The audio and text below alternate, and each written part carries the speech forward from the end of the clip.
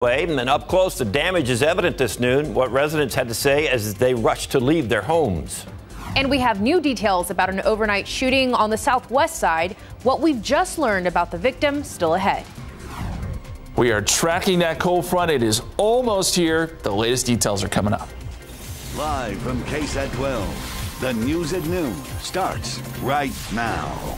Governor Greg Abbott is in Del Rio today, where thousands of mainly Haitian migrants have gathered, hoping to seek asylum. Abbott is scheduled to be at a news conference at the International Bridge momentarily to provide a border security update. Garrett Berger is there and tells us more about what we're expecting to hear.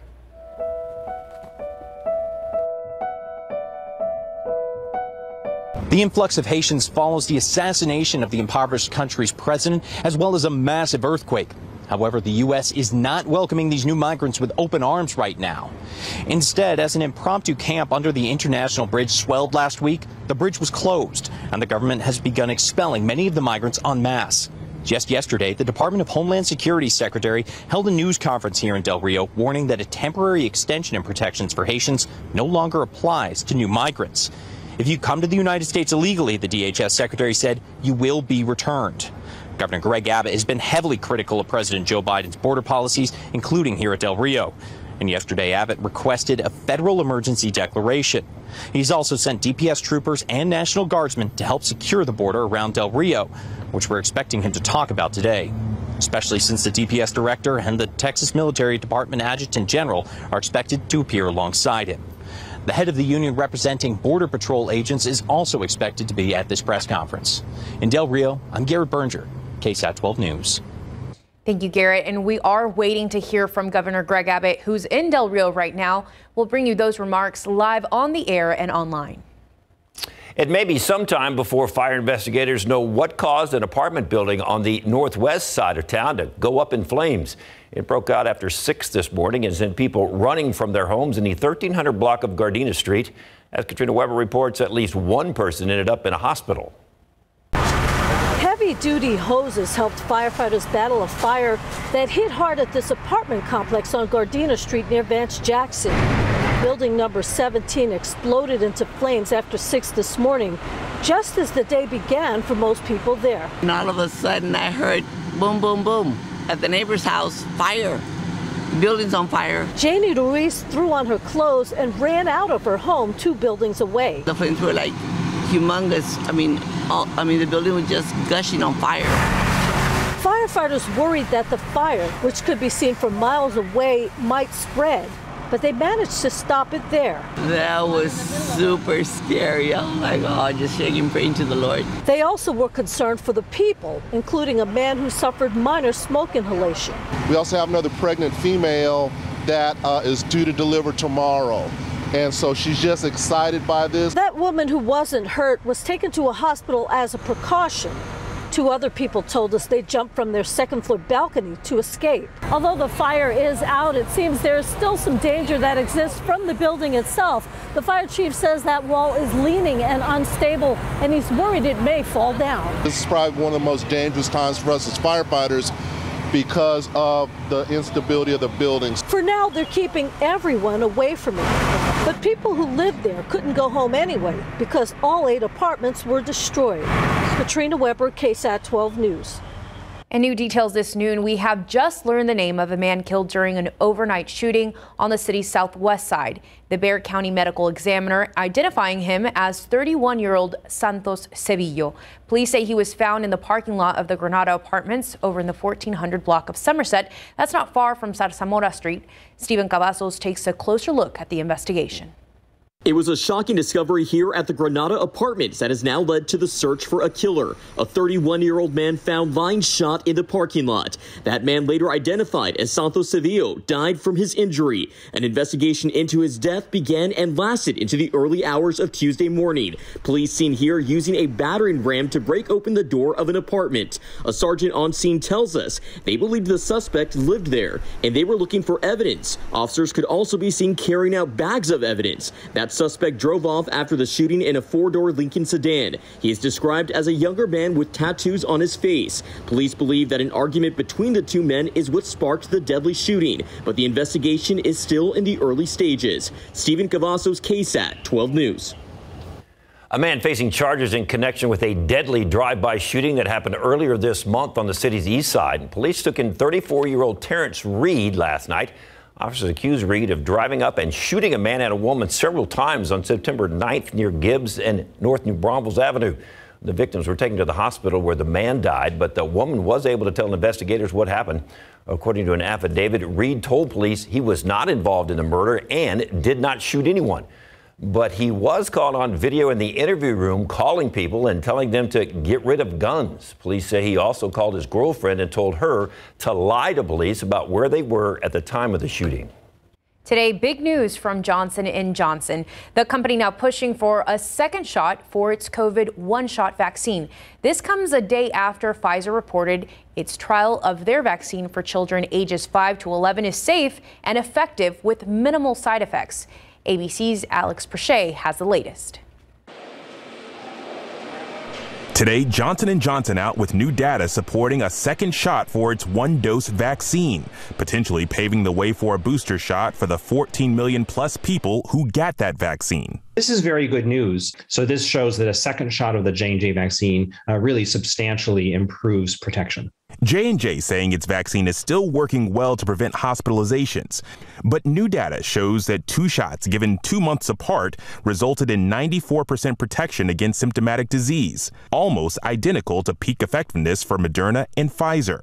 However, earlier data finding that waiting 6 months after the first dose provided even higher antibody levels. These data still need to be reviewed by the regulatory authorities, and the ultimate deployment of J&J boosters remains to be determined. These findings out a day after results released for Pfizer's COVID-19 vaccine trial for 5 to 11-year-olds, finding it safe and effective in those young children. The company testing its vaccine on more than 2,200 children, giving them just a dose 1/3 of what's given to adults. Based on, again, these preliminary results, side effects look good. Less fever, less chills than you see in that 16 to 25-year-old age range. Now that there's a vaccine, there's a little relief. Vaccines for 5 to 11-year-olds may be authorized as soon as the end of October. More than 1 million children infected with COVID in just the last 5 weeks. The overall death toll in the United States now surpassing the 1918 influenza pandemic. And millions of Americans who got the Pfizer vaccine could get booster shots starting at the end of this week if the FDA and CDC sign off on recommending boosters 6 months after a second shot for high-priority groups. Alex Prochet, ABC News, Washington. Coming up at 12:30, we'll talk to a doctor involved in the Pfizer clinical trials at a South Texas hospital. This Saturday, hundreds of runners will help raise money for brain cancer research during the 8th annual Head for the Cure 5K. The event is taking place both virtually and in person this year. Brain cancer has affected so many families, including our own here at KSAT 12. Back in 2014, we lost our former news director, Jim Boyle. His daughter, Erin Boyle, helped start the race here in San Antonio. Registration open for this year's race, and there is a discount code if you register before tomorrow. Type in the word CURE in all caps to get $10 off. And we have a link to registration on ksat.com/community, and we'll look forward to seeing you there Saturday morning if you want to come out in person. Hey, now is really a time to get serious for the Aggies. Their backup is ready to lead them into SEC play this Saturday against Arkansas. Preview coming up in sport. And again, coming up in the next half hour, we're talking to a doctor involved in the Pfizer clinical trials, aiming to get children vaccinated. What he has to say about the progress being made still ahead. And a local family reunited with long-lost photos. How a stranger was able to make it all happen nearly 30 years after the pictures were stolen.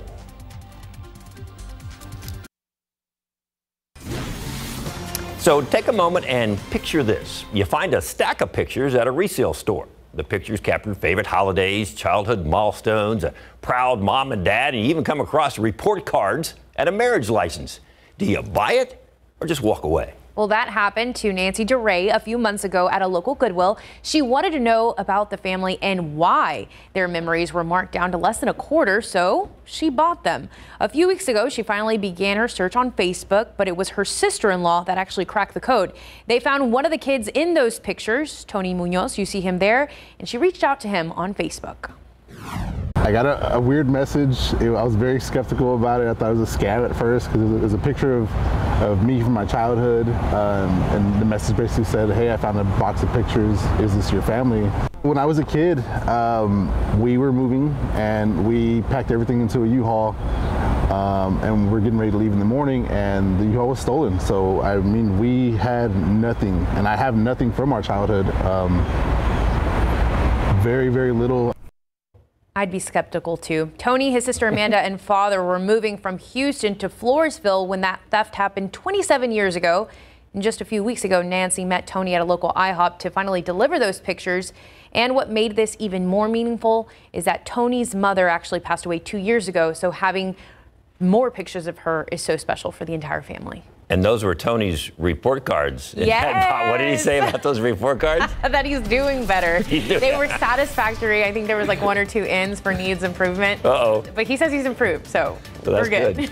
I think the temperatures are going to improve. Oh my goodness. I already love this. You remember yesterday, by this time we were already at like 92? Yeah. The report card so far for September has been needs improvement all the way around. And we're going to get some improvement today. You're right. Cold front is headed our way. It's starting to move through the hill country. A few showers with it. There are some cooler temperatures behind it.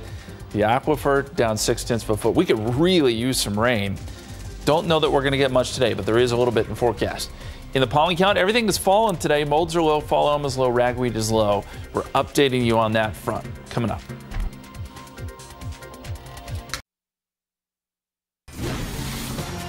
All right, so I got my chair set up on the porch. I got it angled just right, so when that cold front comes blowing through, I'll know it. It'll slap you right in the face. And then I'm going to take a picture and send it to him. But I don't know what time. What's the exact time it's going to hit my house? Well, I would say if you're in the hill country, it's going to be probably after lunch sometime, 2, 3 o'clock, and then by the afternoon, late afternoon here in San Antonio. Ooh. It's a little behind schedule as it stands right now. Behind schedule? A little bit. Sometimes these fronts like to slow down when they run into some of this pretty thick air that's out ahead of it. But it will get through here by tonight. We will see the cooler air. I can promise you that. And right now, temperatures are at 87 degrees at the airport. Partly cloudy skies, calm winds. Feels like 93 because of that dew point at 72. It is sticky out there still. And there's a look at the numbers. Already seeing some 90s, Castroville, Stinson, Pleasanton at 90, 85 Tarpley, 88 right now in Comfort, 84 Canyon Lake, and that is 90 in Del Rio. But that front is on your doorstep there. I know it's been so hot out in Del Rio. There is going to be some relief here soon. Notice the temperature in Junction, 78, Rock Springs, 86. 83 in Fredericksburg. The front is coming through that part of the hill country as we speak. And the dew points, yeah, they're still high, 71 Fredericksburg, 72 Rock Springs, but you'll see these numbers drop off pretty soon. And then that dry air will sweep through the entire area by tonight. Heat index, still a problem. Feels like it's 100 degrees in Pleasanton, feels like it's 100 in Kennedy, feels like 98 in Gonzales.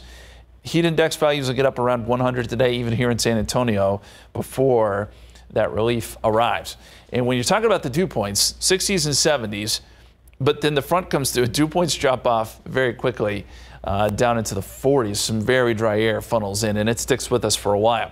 On the radar and satellite, you can pick out where that front is right through Junction, trying to work its way through Rock Springs. Same story around Fredericksburg and Del Rio. Again, it's right on your doorstep. So it is making some headway here as it pushes south and east. And that broken line of showers and storms extends all the way up into Arkansas.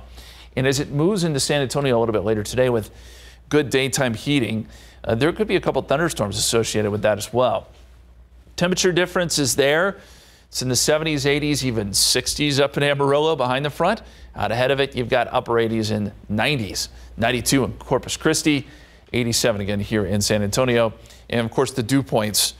A big story here, too, with dew points in the 30s and 40s behind it, and then 70s out ahead of it. Gusty winds with this front. We've seen gusts now to 38, Midland, 29, San Angelo.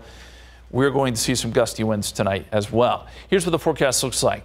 By 4 o'clock, it's getting closer here to San Antonio. We're starting to see a broken line of showers and storms. Pushes south by, say, 6 o'clock. And then by 10 o'clock, it is pushing into our far southern counties and we'll be out of here. Still a few lingering showers, maybe right behind the front through about midnight, but it turns windy and cooler. I think we'll have temperatures in the low 60s tomorrow morning and then clearing out some by tomorrow afternoon. As far as wind gusts go, I think up around 30, maybe 35 miles per hour, even into tomorrow morning. So keep in mind it'll be fairly windy as you head off to work and school tomorrow. 95 at 3 o'clock. I think temperatures start to fall off, though, as we get into the evening hours behind the front. 80 at 8 o'clock, 75 11 p.m. Extended forecast, 86 tomorrow, 88 Thursday, 89 Friday. The morning lows are going to be incredible. 57 Thursday, 58 Friday, even 60 Saturday morning. David, you can sit on your porch every day this week if you want to. Now that's chilly. Oh. A couple weeks ago you said it was chilly. No, this is kind of chilly, those temperatures. So that's what's So you're okay with those temperatures, David? fine. That's what's good about living in the hill country is all us hill country people, we get to feel it first. Let's get to Mountain Cedar first, too. We won't talk about that yet. Come on. Aggies are getting ready for the SEC opener coming up this weekend against Arkansas. Or is that Arkansas? Arkansas. And big game coverage preview, Johnson and Brandeis.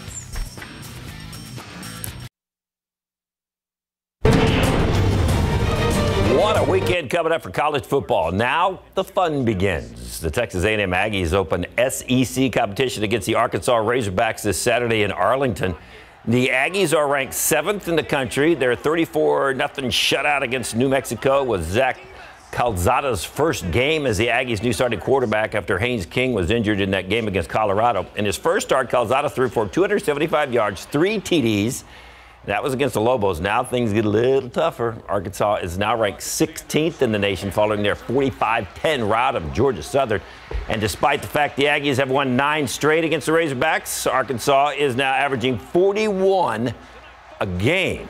And remember, they beat Texas 40-21 just a couple of weeks ago. So is this the toughest Arkansas team Jimbo Fisher has ever faced? We've had some battles on some teams they've had. There have been some great games up there, all come down the wire. So they've all been very tough, in my opinion. I think this game's a rivalry game, and they do a great job of getting up for it, and they play very hard in it. But this team is playing very well. Their team is very talented. Their team is very seasoned. I mean, very seasoned. And their players and their coach very well, and they're playing very well. And I'm going to say, we're definitely going to have our hands full. We're going to have to play a great football game. Kickoff between the Aggies and Arkansas in Arlington, Saturday, 2:30. The University of the Incarnate Word quarterback Cameron Ward has been named Southland Conference Player of the Week. That's after Ward threw for a season-high 376 yards and 4 touchdowns in the Cardinals' incredible upset of Texas State in San Marcos on Saturday, 42-34. That final is the Cardinals' first ever win over an FBS opponent. The big game and our big game coverage this Friday night is a battle of the unbeatens in District 28 6A. The 4th-ranked Jack Johnson Jaguars in 12's top 12 against the 8th-ranked Brandeis Broncos. Now, the Broncos coming to this showdown at Hero Stadium with a 4-0 record. They have wins over O'Connor, Warren, MacArthur, and Clark. They are coming up pretty tough challenge from the Cougars, winning that one 45-35 in their district opener. Before that, they had only allowed an average of 6.5 points a game. For the Johnson Jaguars, they are also 4-0. They've got wins against Wagner, O'Connor, Lee, and last week's district opener against MacArthur. Jaguars are averaging 44 points a game. Every game, we've played with great effort and had a great mentality. And we played hard in every game, so I feel confident in my team, and we'll get it done. I think it will be like a playoff team. Really 2 good teams, undefeated, both going into this game.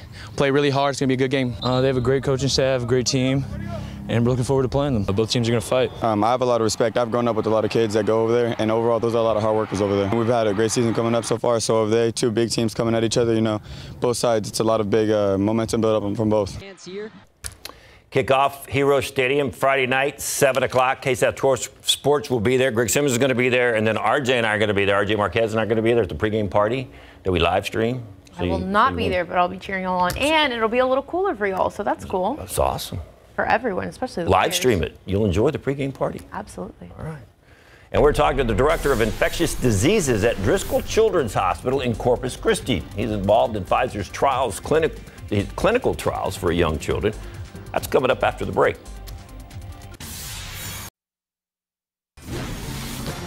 As COVID-19 continues to claim lives each day, the push to get people vaccinated is still growing, and many are especially worried about children. That's why companies are quickly working to find a vaccine that works for kids and then get it approved. Driscoll Children's Hospital in Corpus Christi is one of 40 hospitals nationwide participating in the Pfizer clinical trial for COVID-19 vaccine for children under 12 years old. And once again, we are joined now by Dr. Amy Fergie, Director of Infectious Diseases at Driscoll. First off, Doctor, thank you very much for being with us. I know you got to be excited today because Pfizer says that their vaccine for kids between 5 and 11 actually works. Your reaction?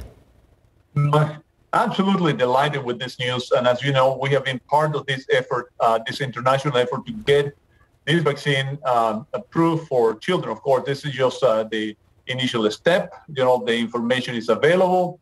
Pfizer released data indicating that overall, when putting all these children together, it was safe, and the responses that the children between 5 and 11 produced were as good, if not better, than the responses in terms of antibodies than the adolescent and the younger adults produced.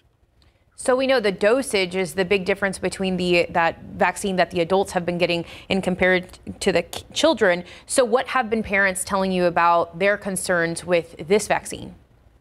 Well, you're right. The dose is 1/3, so 10 instead of 30 micrograms for the vaccine. And, you know, I think the parents that we have had here have been very enthusiastic. They wanted the child to participate in the trial because they want the vaccines. So I think parents in general have the same concerns that everybody else have in terms of safety. They want to be sure, you know, the vaccine does what it's supposed to do, that it doesn't have any special side effects or that we haven't seen. And the truth is, with the study so far, we have seen only the common reaction, the swelling, the pain, the redness, some headache and malaise, but nothing out of the ordinary.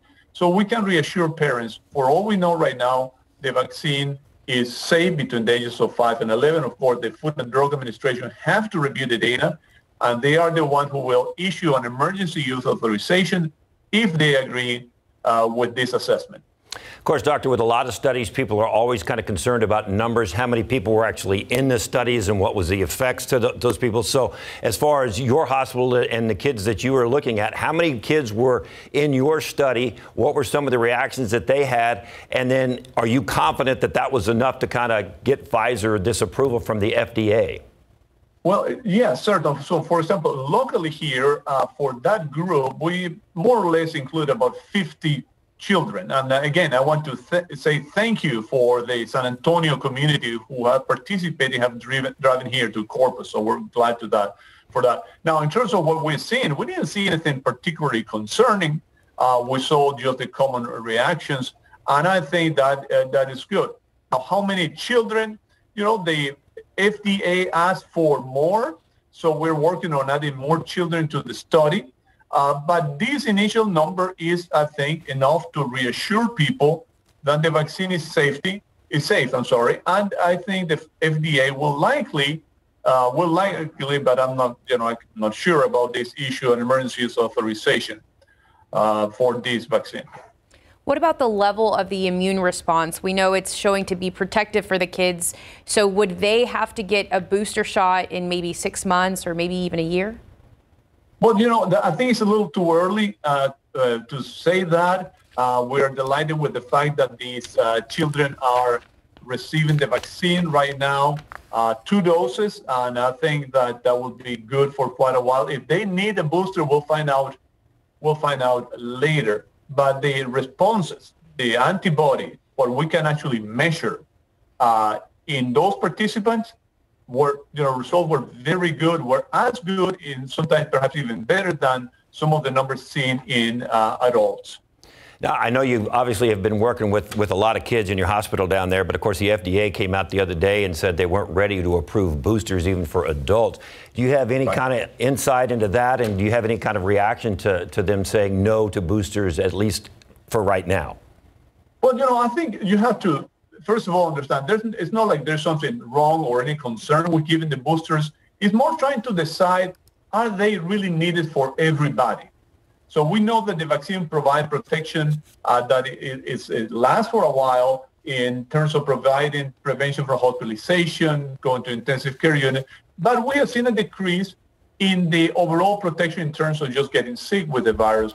And the issue is it worthwhile to give a third dose for everybody, or should we just focus on the people who are, who don't respond as well, those over 65 and those with underlying medical conditions? My impression is it's just going to be a matter of time that more and more people will have a recommendation to get a booster shot. Doctor, once again, we want to thank you for your time. We know you're very busy down there in Corpus Christi doing all this research, COVID-19, but we appreciate you taking the time to give us an update on this Pfizer vaccine and how it's going to be affecting the kids. And I know a lot of parents are paying attention because a lot of parents are worried about their kids in school, the masks and the vaccines, and there's just so much going on with this. So we appreciate your time and we appreciate your effort in all this research you're doing. And we'll look forward to talking to you again real soon. Thank you, Doctor. Thank you, Doctor. Thank you very much. Thank you. All right, let's get to weather. We're all waiting for that cold front. Justin, you said it's a little delayed, but better late than never, right? It'll be here, whether it's, 4 p.m. versus 6 p.m. Sometime in the evening hours, late afternoon, evening hours here in San Antonio. And we'll get that drier air, some cooler air in here. We're already starting to see some gusty winds in Rock Springs, so we know it's starting to move in there. We've also seen it pass through Junction, so those places are already seeing some of the changes. There was a broken line of showers and now a few storms trying to develop right along the front. You can see that there, north of Fredericksburg. May start to see a few lightning strikes. Also seeing a few storms develop far western edge there of Valverde County into Terrell County. But this front is making some headway down to the south and east and will continue to move in our direction. You zoom out some, and you can very clearly see where the line of showers and storms are along this front. And the temperatures behind the front, they are cooler. It's not a huge cool down, but it is a change. 79 Abilene, 80 right now in San Angelo with some gusty north winds there, and 72 right now in Midland. Ahead of the front, 80s and 90s, and still very, very humid air. We think temperatures today will make it up to about 95 here in San Antonio. It'll feel warmer than that thanks to the humidity, 96, the potential heat index. Some places will feel like it's near 100. So the forecast does call for a 30% chance of showers and storms, and that'll be mainly late this afternoon and this evening. As we said, temperatures fall behind the front end to the 80s and eventually 70s, and by tomorrow morning into the 60s with some gusty winds, guys. Thank you, Justin. And this is a story a lot of eyes and ears were glued to. Authorities are once again searching an area near the home of the boyfriend wanted for questioning in the death of 22-year-old Gabby Petito. Her body was discovered at a Wyoming National Park over the weekend. The discovery came months after the pair set out on a cross-country road trip. This morning, police in Northport, Florida, said the investigators returned to Carlton Reserve to look for 23-year-old Brian Lundry. Investigators also searched the 24,000-acre Florida Nature Preserve over the weekend. Yesterday, the FBI removed several boxes and towed away a car from Lundry's parents' home. A Houston police officer is still in the hospital after he and another officer were shot while serving a search warrant. That second policeman died. The department identified him as William Jeffrey. He joined the Houston Police Department in 1990. He and Officer Sergeant Michael Vance were serving a warrant yesterday, and that's when deputies say the suspect shot the officers multiple times. The shooting is being investigated now by Harris County Sheriff's Office. The chairman of the committee investigating the January 6th U.S. Capitol breach says the panel could start issuing subpoenas within a week. Congressman Benny Thompson of Mississippi, a Democrat, says they will issue subpoenas to companies and people who have not cooperated with records requests. The Select Committee spent most of August requesting records from a variety of government agencies and social media companies. Thompson said the committee has scheduled its first closed-door hearings. The committee has not held a public hearing since its first one back in late July. President Joe Biden used his first address before the UN General Assembly to declare that the world stands at, quote, an inflection point in history, end quote. He also said that the world must move quickly and work together to address issues related to the COVID-19 pandemic, climate change and human rights abuses. With tension growing with China, he also declared America is, quote, not seeking a new Cold War, end quote. The president also made note of his decision to end America's longest war in Afghanistan last month. A dog putting his energy to good use by helping firefighters battling the country's biggest fires. How his owner is now helping other dog moms and dads do the same. Still ahead. The smash hit Broadway musical Dear Evan Hansen and its Tony-winning stars are hitting the big screen this weekend in a film adaptation. As CNN's David Daniel reports, the movie's stars say its themes of loneliness and isolation resonated deeply with them, especially now. Have you ever felt forgotten in the middle of nowhere? I wish everything was different. Wish I was part of something. Wish that anything I said mattered. Ben Platt returns to the title role in Dear Evan Hansen. 6 years after he first played the teen with social anxiety, Platt says he's learned from Evan. I think seeing how dire things get for him in the story and how much redemption he's able to have, it's really encouraged me in my own life to force myself off those cliffs and really experience those moments of pain or discomfort in the name of something deeper and more connected. Let that lonely feeling wash away. Maybe there's a reason to believe you'll be okay. I didn't know that you were hurting. When you see how complicated this period of life is, I think for adolescents and for parents as well. For me, it just felt like such a universal story. Just about needing each other, about connectivity. When I read the script, I cried throughout the entire thing. There are a lot of people who feel like us. Co-star Amanda Stenberg says she poured a lot of herself into her character. It does have to do with like my own depression and anxiety and being so anxious that, you know, I'm not going to be enough for other people. If you knew who I am, just how broken I am.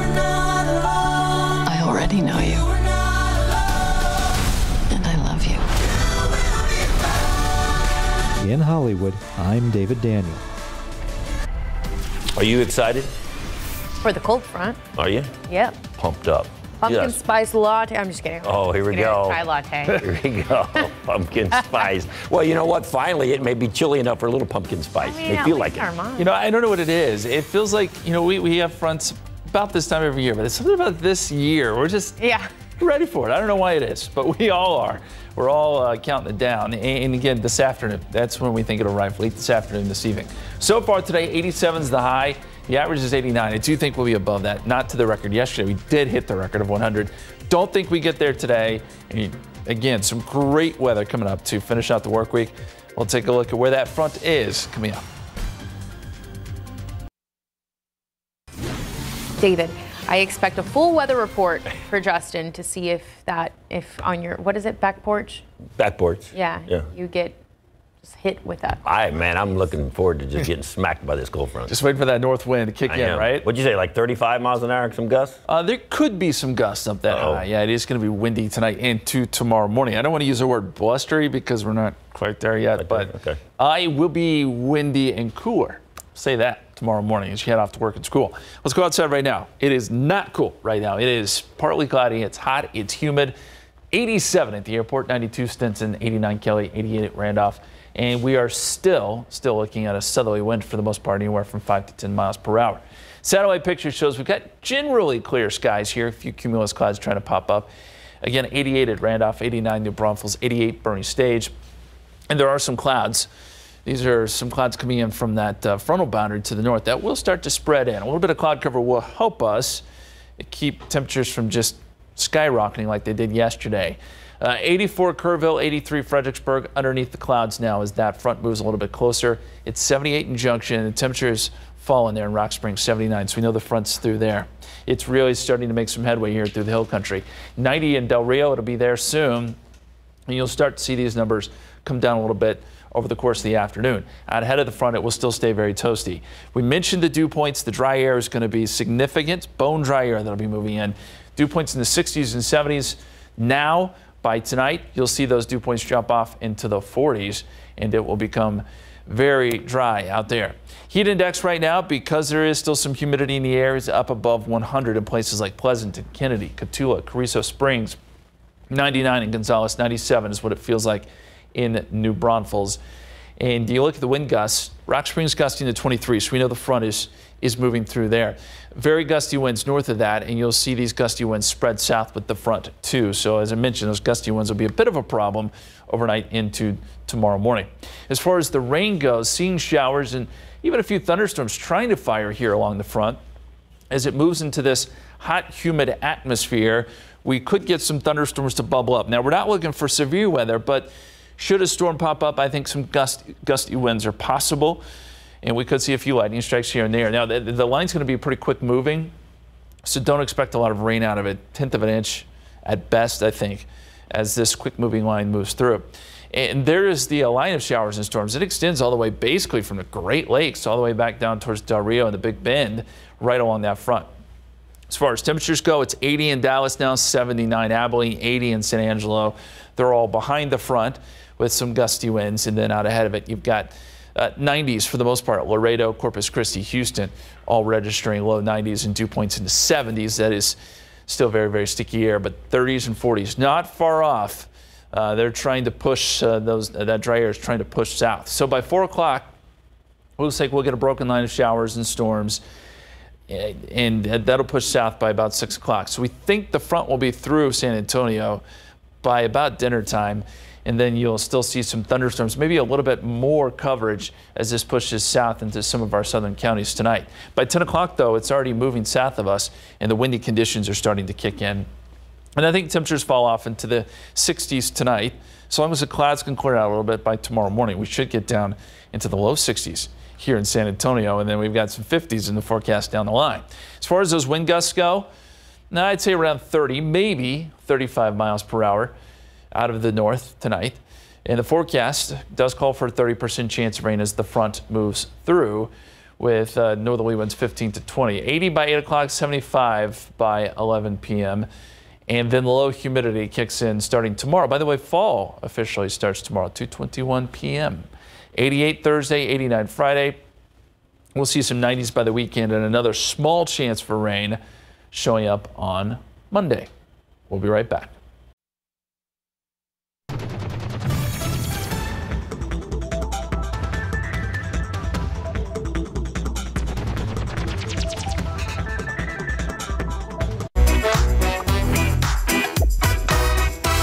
Hello everyone, this is your daily tech and business briefing from Cheddar News. Apple releasing their new iOS 15 update for iPhones on Monday. New features include the ability for FaceTime to call Windows and Microsoft users, better AI that can identify items in your photos, and Focus. That's a better way to control the limits on your notifications. Meanwhile, Robinhood testing out a new feature for users that they've been clamoring for. Bloomberg is saying a new crypto wallet and a transfer feature coming to the platform and will allow users to send and receive cryptos like Bitcoin through the app. Signs of the new feature were found in a beta version of its iPhone app, which includes a hidden image showing a waitlist page for users to sign up for the feature. And restaurant-focused payment platform Toast raising the stakes for their upcoming IPO. They now expect their shares to price between $34 and $36 a piece, an initial increase from their price of $30 to $33. At the high range, that company would be worth $18 billion. Now, Toast provides cloud-based payment services for restaurants. That includes contactless methods and online ordering. Shares will start trading at the New York Stock Exchange this Wednesday under the ticker symbol TOST. And that's your Cheddar News Business and Tech Update. I'm Baker Machado coming to you from Cheddar Studios in Lower Manhattan.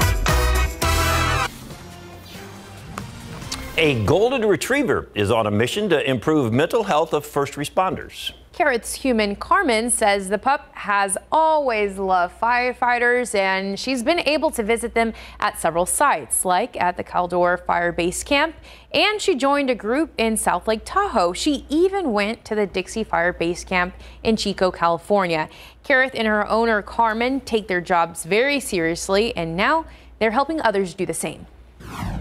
Carrot loves firefighters, so I decided that I would launch a nonprofit so I could help Carrot help firefighters. We created a certification, a whole process so people could become first responder therapy dogs because there's such a need. And now I think we have like 12 teams. Tomorrow, Kareth and Carmen are going to be going to Sequoia National Forest to meet the first responders working up there. Those dogs are just so calming and cool. They're just nice. We need one here. Yeah. Speaking of calm and cool, it's fall. It's fall week as well on SA Live. And today they're sharing sense of the season. Do you wish you had smell-o-vision to see? Oh, today you do. Smell? Yes. Today you do, y'all, because it is organic, sustainable bath and beauty products from Organically Bath and Beauty that will make your bath time feel like autumn. And our dear friend Keela Neighbors is here, and it's all about, though, keeping your skin nice and supple, including what you walk on, right? Your yes, feet. Your feet. And that's such an important thing to remember, is to moisturize all over. But you do want to use a heavier moisturizer in the winter and the fall. And so one of the things I recommend is to lather on really good, seal in the moisture after showers and after a bath or shower to really seal in that moisture. And stick some socks on, right? Yes, okay. That's a great way to get your feet nice and tall. Boy, have we got your bath time really ramped up for you. Also, plus, delicious dishes and drinks for the season from Ambler, Texas Kitchen. Wait till you see the fall flavors they're serving up. Oh, I can almost smell it already. And you know what also smells really good is when you burn a candle in your home, but there's a trick to doing that, some rules. Yes, all right, tell us, what is the one tip to burn a candle correctly? Okay, the most important thing when you burn a candle is that you want to make sure that it liquefies from edge to edge before you extinguish it. And what that does, it ensures that you get a straight, even burn straight to the bottom of the glass. Candle commitment, right? Yes. It is candle commitment. More from Kevin Elkins. He knows how to make everything smell really good. All that and more when SA Live continues in just a few minutes.